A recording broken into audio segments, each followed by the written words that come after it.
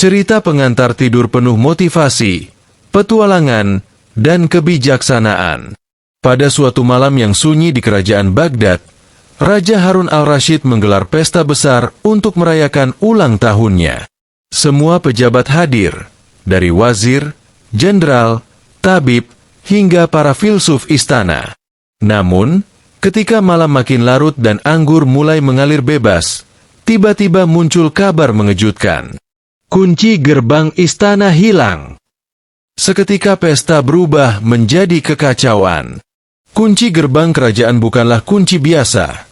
Ia terbuat dari emas, bertatahkan permata, dan konon bisa membuka semua rahasia kerajaan, bahkan membuka brankas istana dan pintu ruang rahasia yang disegel sejak zaman raja terdahulu.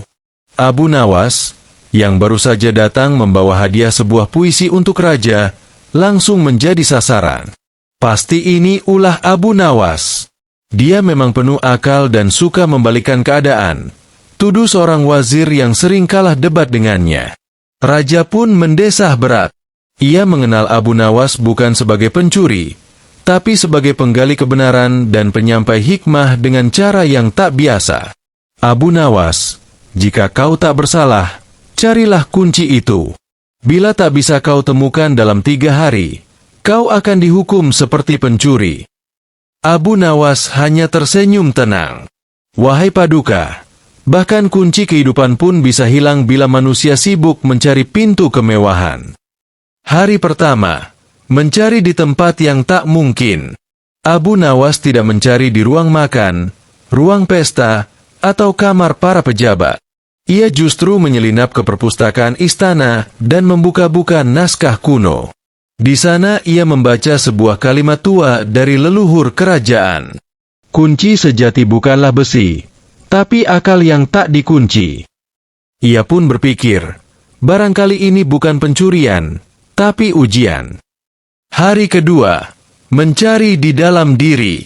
Alih-alih menyelidiki orang lain, Abu Nawas mendatangi tukang kebun, tukang masak, dan pelayan istana. Ia bertanya, apakah kalian merasa ada yang berubah hari ini? Seorang tukang sapu menjawab polos. Hari ini raja tak tersenyum saat menyapa kami. Biasanya beliau selalu melambaikan tangan.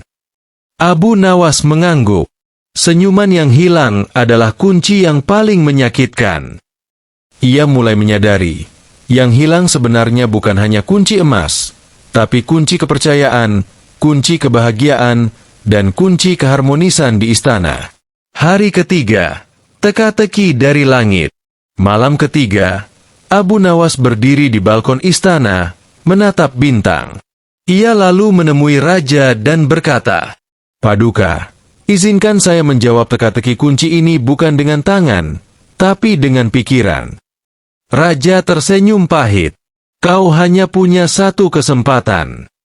Abu Nawas menarik napas, lalu berkata, apa yang selalu kita simpan, tapi semakin disimpan, semakin ia hilang? Dan ketika kita kehilangannya, seluruh dunia terasa seperti penjara. Raja terdiam. Para menteri saling menatap. Lalu, tiba-tiba ratu yang bijak menjawab pelan. Kepercayaan.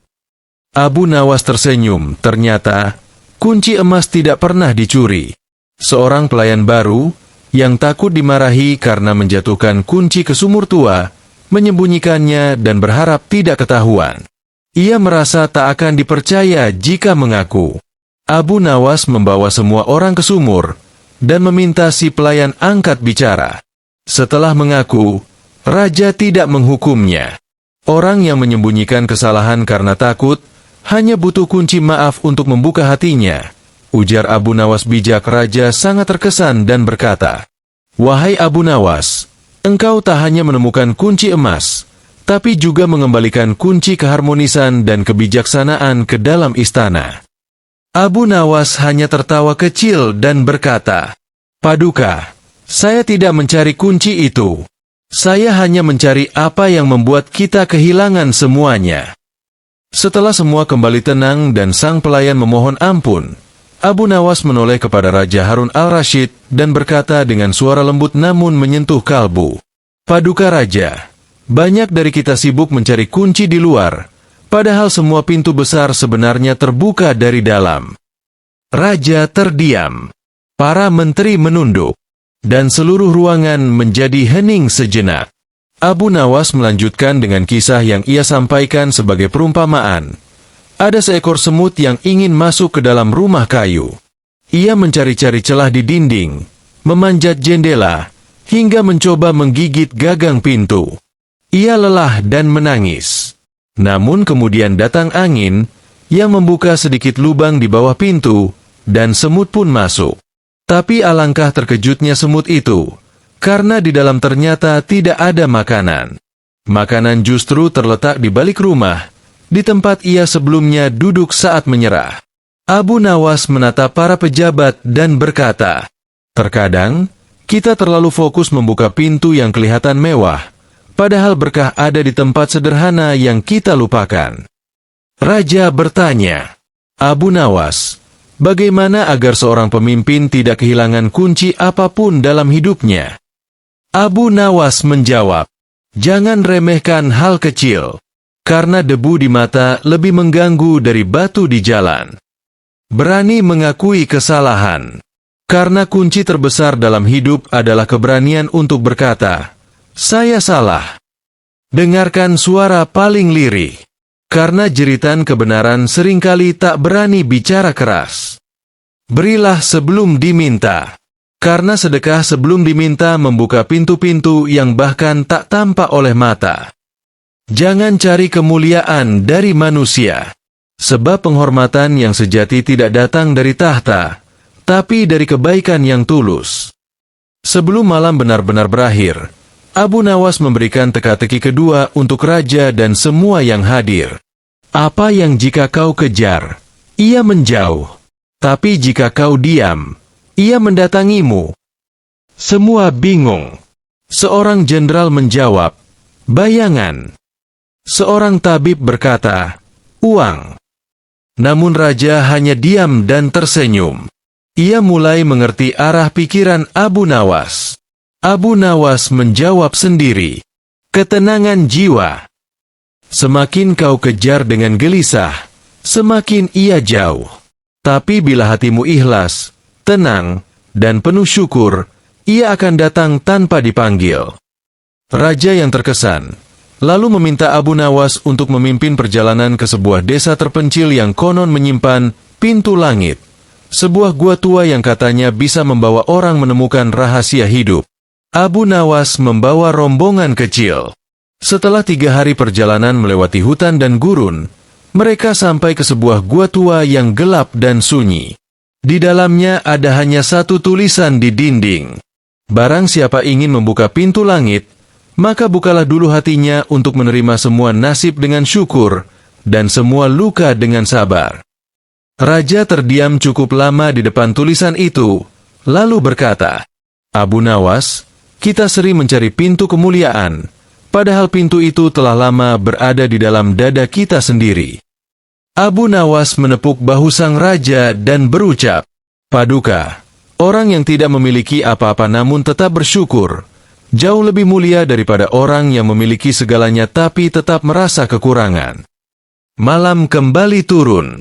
Rombongan berkemah di kaki gua, dan Abu Nawas menutup malam dengan kata-kata berikut, "Wahai manusia, ingatlah, pintu terbesar bukan gerbang istana, tapi hati yang luas.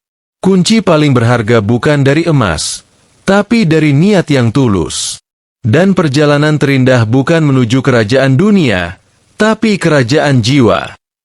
Jangan kau tidur dalam gelisah, karena yang gelisah hanya kehilangan apa yang fana. Tidurlah dengan tenang, karena dalam mimpimu mungkin kau akan bertemu kunci surga." Petualangan mencari jati diri, hikmah, dan rahasia kehidupan yang sesungguhnya. Setelah pulang dari gua pintu langit, malam itu Raja Harun al-Rashid masih termenung. Meskipun telah banyak ia pelajari, tetap ada yang mengganjal dalam hatinya. "Abu Nawas, aku merasa aku belum benar-benar mengenal diriku sendiri. Aku telah melihat banyak hal, tapi sepertinya aku belum pernah melihat siapa aku sebenarnya." Abu Nawas menatap sang raja dengan tajam namun hangat, lalu menjawab, "Kalau begitu, Paduka harus melakukan perjalanan ke negeri yang paling sulit dijangkau oleh siapapun." Raja kaget. Apakah itu negeri di balik pegunungan es? Atau di balik 7 samudra? Abu Nawas tersenyum. "Bukan, Paduka. Itu adalah negeri tanpa cermin." Keesokan harinya, Raja, Abu Nawas, dan beberapa orang terpercaya memulai perjalanan menuju negeri misterius itu. Negeri yang tak ada dalam peta. Negeri yang konon tidak memiliki satu pun cermin. Tak ada pantulan air. Dan semua penduduknya tidak tahu seperti apa wajah mereka sendiri. Namun, negeri itu terkenal akan kedamaian dan kebijaksanaannya. Aneh bukan? Abu Nawas berkata, "Di negeri itu, manusia dinilai bukan dari tampangnya, tapi dari pantulan hatinya pada perbuatan." Panjang perjalanan, Abu Nawas mengajukan teka-teki kepada raja setiap hari. Salah satunya sangat menggugah hati sang raja. Teka-teki hari keempat. "Wahai Paduka, apa yang membuat banyak orang terjebak dalam pencitraan, merasa paling benar, paling suci, padahal semua itu semu?" Raja berpikir keras. "Mungkin cermin." Abu Nawas tertawa pelan. "Benar, cermin bisa menipu. Karena yang kita lihat hanyalah kulit, bukan isi. Dan yang sering kita perbaiki adalah penampilan, bukan perangai." Setelah berminggu-minggu menyeberangi padang pasir, mendaki bukit sunyi, dan menembus hutan berkabut, tibalah mereka di gerbang negeri itu. Tulisan di gerbang besar terpahat jelas. "Selamat datang di negeri tanpa cermin. Lihatlah sesamamu seperti kau ingin dilihat oleh Tuhanmu." Raja heran. Semua penduduk tampak tenang, damai, tidak ada yang memamerkan harta, kecantikan, jabatan, atau kehebatan.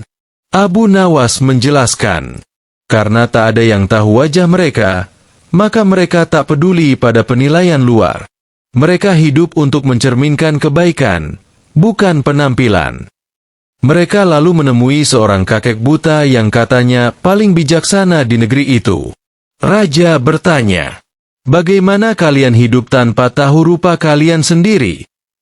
Sang kakek menjawab, "Karena kami percaya wajah akan layu, tubuh akan lemah, tapi hati dan amal akan abadi. Maka kami merawat hati, bukan riasan." Abu Nawas menambahkan, orang yang sibuk memperbaiki wajah di cermin akan selalu khawatir pada pendapat orang. Tapi orang yang memperbaiki hati akan selalu tentram meski tak terlihat indah. Malam itu, raja tertidur di rumah sederhana warga setempat. Dalam tidurnya, ia bermimpi melihat dirinya tua, keriput, sendirian, dan duduk di tahta kosong. Ia menangis, karena semua yang ia banggakan telah pergi. Namun tiba-tiba, datang cahaya dari langit dan berkata, "Apa yang kau tinggalkan di dunia bukanlah wajahmu, bukan mahkotamu, tapi apa yang kau cerminkan pada sesama, keadilanmu, kebaikanmu, kasih sayangmu."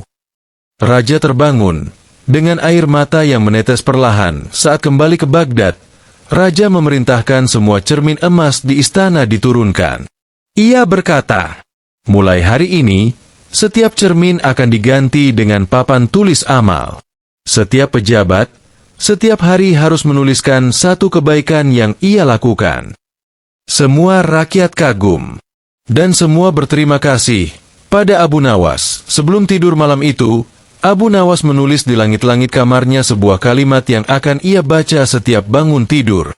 "Hari ini bukan tentang siapa aku di mata orang, tapi tentang siapa aku di mata Tuhan." Dan untukmu yang membaca kisah ini sebelum tidur, renungkanlah. Apakah kita sudah mengenal diri sendiri? Sudahkah kita bercermin pada amal, bukan hanya wajah? Apakah hari ini kita mencerminkan kebaikan, atau hanya membanggakan citra? Esok adalah hari baru, bukan untuk tampil lebih cantik atau gagah, Tapi untuk menjadi lebih bijak, lebih sabar, dan lebih bermanfaat. Jika kamu ingin kisah selanjutnya tentang petualangan Abu Nawas mencari api yang tak membakar dan air yang tak membasahi, cukup katakan